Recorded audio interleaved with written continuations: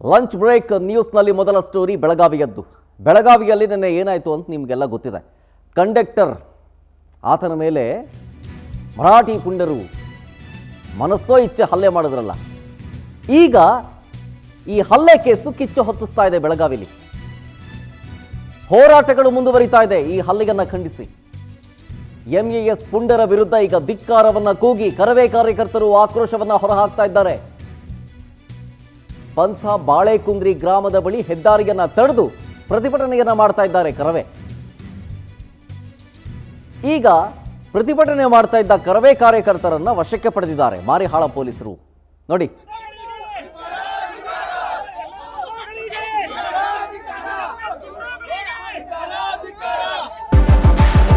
ಎರಡು 2025 ಮಹಾಶಿವರಾತ್ರಿಗೆ ಸ್ವಾಗತ. ಈ ರಾತ್ರಿಯನ್ನ ಧ್ಯಾನದಲ್ಲಿ ತನ್ಮಯರಾಗುವ ಅನುಭವವಾಗಿಸಲಿದ್ದೀವಿ. ಸಂಗೀತ, ನೃತ್ಯ, ಧ್ಯಾನ ಮತ್ತು ಉತ್ಸವಗಳಿಂದ ಕೂಡಿದ ರಾತ್ರಿ. ಇದು ನನ್ನ ಹಾರೈಕೆ ಮತ್ತು ಆಶೀರ್ವಾದ. ಇದು ಕೇವಲ ಜಾಗರಣೆಯ ರಾತ್ರಿಯಾಗದೆ ನಿಜ ಜಾಗೃತಿಯ ರಾತ್ರಿಯಾಗಬೇಕು. ಎಲ್ಲಕ್ಕಿಂತ ಹೆಚ್ಚಾಗಿ ಈ ಮಹಾಶಿವರಾತ್ರಿ ಎಂದು ಶಿವನ ಸಂಘದಲ್ಲಿದೆ.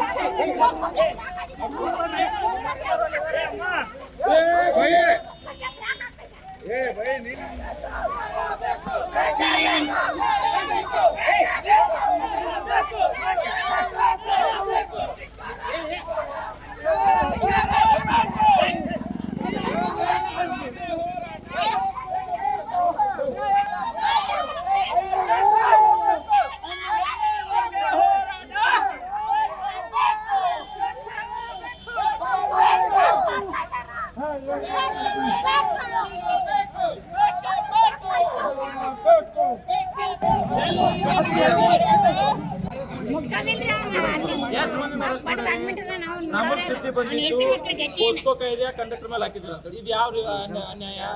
ಪೋಸ್ಕೋ ಕಾಯ್ದೆ ಅವ್ರ ಮೇಲೆ ಹೆಂಗ್ ಬಿತ್ತು?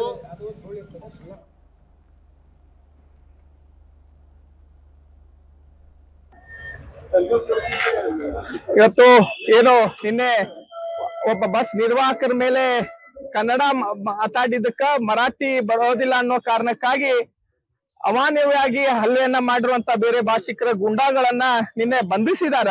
ಆದ್ರೆ ಇವತ್ತು ಬೆಳಗ್ಗೆ ಬೆಳವಣಿಗೆ ನೋಡ್ಬೇಕಂದ್ರೆ ಪೊಲೀಸ್ ಇಲಾಖೆ ಯಾವುದೋ ಒಂದು ಒತ್ತಡದ ಮೇಲೆ ಹಲ್ಲೆಗೊಳದಂತ ನಿರ್ವಾಹಕನೇ ಮೇಲೆ ಪೋಸ್ಕೋ ಪ್ರಕರಣವನ್ನ ದಾಖಲಿಸ್ತಾರಂದ್ರೆ ಎಂತ ದುರಂತ ಅಂತ ಹೇಳಿ ನಮಗ್ ಕಾಣ್ತಾ ಇದೆ. ಅದಕ್ಕೆ